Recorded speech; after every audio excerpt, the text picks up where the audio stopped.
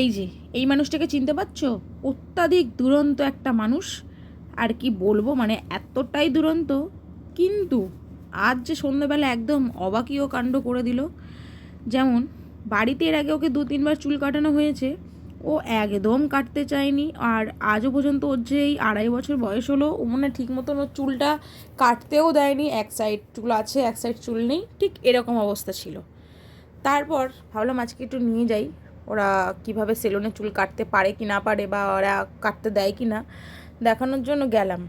ও বাবা, গিয়ে দেখি বাবু একদম চুপচাপ বসে চুল কাটলো না, নড়লো না, চললো, যেরকমভাবে ওকে বলা হয়েছে সেরকম।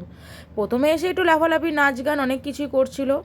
তারপরে দেখি বাবু একদম চুপচাপ, কোনো কথা নেই, যেমনটি বলা হয়েছে তেমনটি করছে। আমি আবার পেছন থেকে থেকে থেকে ওকে বলছি, একবার আয়নার দিকে তাকা, একবার এটা কর, একবার সেটা কর। দিব্যি করছে। এত ভদ্র ছেলে হয়ে যাবে ভাবতেই পারিনি।